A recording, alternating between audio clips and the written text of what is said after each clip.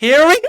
지금 갑작스럽게 배의 노선이 틀어졌어요. 뭐 며칠 전까지만 하더라도 펠릭스는 2,500만 유로 플러스 50%의 세론으로 벤피카로 가는 게 확정적이었는데 갑자기 노선이 틀어져서 얘가 알라스루로 갑니다. 이 거래에 있어서 발생된 금액은 무려 5천만 유로라는 설이 있고요. 이 과정에서 신두영께서 큰 기여도를 올리시면서 펠릭스를 설득했다고 합니다. 아무래도 펠릭스 같은 경우에는 포르투갈 사람이다 보니까 호날두가 부르면 와야지 호부화가 성립이 또 되면서 호날두가 흔들어 버리니까 가는 게 아닌가 싶은, 실제로도 호날두가 선수 설득에 있어서 굉장히 큰 역할을 했다고 하죠. 그도 결국에는 포르투갈, 즉 호날두국의 사람이니까 또 어쩔 수가 없었던 것 같고, 데폴도 메시랑 뛰고 싶어서 마이애미 간 거 보면은 한나 펠릭스가 포르투갈의 레전드 호날두랑 뛰고 싶다고 알라스르를 가는 거 이상하진 않아 보이고요. 현재 유추해봤을 때는 지금 3년 계약 정도를 보여준다고 하고, 그리고 급여 같은 경우에는 패티라는 이제 ITK 쪽에서 뜨긴 했지만 20만 유로의 오퍼를 받았다고 해요. 주급은 3억 정도로 보여지고 세후로 3억이니까 프리미어리그 쪽에다가 대입을 해보면 4억에서 5억 사이를 받는다라고 보시면 될 것 같아요. 세금 자체가 면세에 가까운 혜택을 받고 있는 게 사우디다 보니까 그런 식으로 생각해 볼 수 있을 것 같고, 일단 5천만 유로 플러스 1천만 유로로 파는 게 정말 대박인 게, 이 선수를 애초에 사왔을 때가 5,200만 유로였습니다. 이 중에서 1천만 유로를 하지만 20%의 세론 조항으로 인해서 알레띠에게 내줘야 되는 상황이긴 하지만, 그래도 이제 5천만 유로의 거래로 확실히 잘 털어냈다고 볼 수가 있고요. 일단 이 뱀새끼 같은 경우에는 아무래도 알레띠에 있을 때부터 굉장히 병신 같은 짓을 많이 해왔는데, 대표적으로는 이제 알레띠 내부에 가장 큰 총수라고 볼 수 있는 시메오네에게 꾸준히 반기를 들면서 자신에게 주어지는 기회 같은 걸 모두 다 배척을 해내다가 첼시 임대를 와서는 첼시에도 남고 싶다, 완전히적 조항이 없는데 이런 말을 하기도 하고, 바르셀로나로 임대를 가서 바르셀로나에 남고 싶다, 그리고 바르셀로나에서 뛰면서 알레띠 상대로 골을 넣어놓고 골 셀레브레이션을 크게 박아놓고, 또 첼시에 이적해오자마자 하는 말이 첼시는 나의 드림클럽이다. 그러더니 반년 뒤에 하는 말이 AC 밀란으로 임대를 가서 AC 밀란에서 한 번쯤은 뛰고 싶었다, 본인과 어느 정도 닮은 외모를 지닌 카카랑 뛰는 게 한 번쯤은 소원이었다, 이렇게 감성파를 하시더니 2월 달에는 마테오 모르토피셜로 이 새끼 인테르 쪽에다 역전했다. 그러더니 벤피카 이적설 때니까 벤피카는 내가 선택할 수 있는 이상적인 선택지일 수도 있다, 이런 말을 하더니 이제는 알라스루로 가요. 알라스루에서는 과연 어떤 말을 할지 정말 기대가 됩니다. 뭐 정말 능지가 떨어지는 새끼가 아니라면 이런 말은 안 하겠죠. 뭐 알라스루는 나의 드림클럽이다,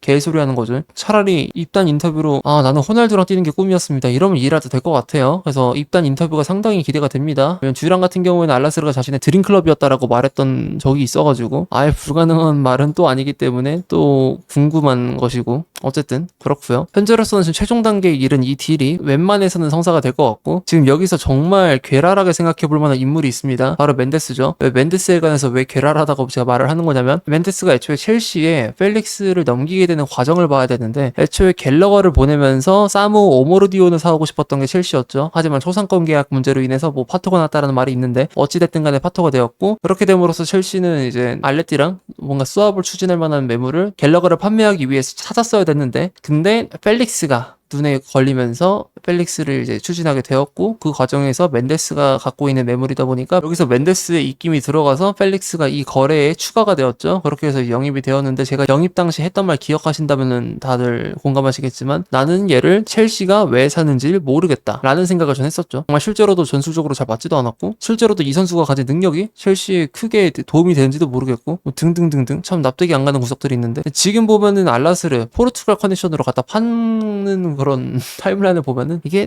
멘데스의 설계는 아니었을까라는 생각도 듭니다. 왜냐면 메이저 이적권을 추진하고 나서 에이전트가 받아가는 수수료가 또 있을 거란 말이에요. 펠릭스를 첼시에 팔면서 한 번, 그리고 펠릭스를 알라스르에 팔면서 총 2번의 수수료를 챙겼습니다. 이게 멘데스의 설계일 수도 있겠다라는 생각이 드는 이유가 여기서가 있고, 그리고 멘데스가 챙긴 수수료가 괴랄할 수도 있다라는 해석도 여기서부터 나올 수가 있는데, 어쨌든 참 대단히 장사를 잘하고 돈을 잘 버는 인간이라는 생각이 들고요. 그리고 실질적으로 지금 이 거래가 어떻게 이익이 되었냐를 봐야 될 것 같은데, 첼시 코너 갤러거 판매했을 때 4,200만 유로를 기록했고, 첼시가 주앙 펠리스를 구매했을 때 나온 가격이 5,200만 유로, 즉 차익이 1,000만 유로쯤 발생합니다. 그리고 첼시가 주앙 펠리스 임대로 예전에 썼던 금액이 1,100만 유로를 포함하셨는데, 이거는 배제하도록 하겠습니다. 별개의 일이니까. 이에 더불어서 첼시가 펠릭스를 임대 보내면서 550만 유로의 차감이 생겼죠. 즉 첼시가 펠릭스 임대딜에 관해서 현재까지 썼던 돈이 5,200만 유로 마이너스 4,200만 유로 마이너스 5,500만 유로로 보는 게 맞는데, 여기서 펠릭스를 팔게 되면은 갤러거를 약 4,450만 유로쯤에 판 거라고 볼 수가 있을 것 같아요. 이게 참 신기합니다. 그리고 결과적으로 갤러거가 알레띠로 가서 좀 헤매고 있었다는 걸 봤을 때는 상당히 결과적으로 큰 이득이 되고 있는 딜이라고 볼 수가 있고요. 첼시 입장에서는 펠릭스로 회수할 수 있는 금액의 2배 이상, 지금 당장 이 이적 시장에서의 회수 금액이 정말 중요했던 첼시인데 많이 또 회수를 했기 때문에, 첼시는 이렇게 되면 이번 시즌 재정적인 제재, SCR,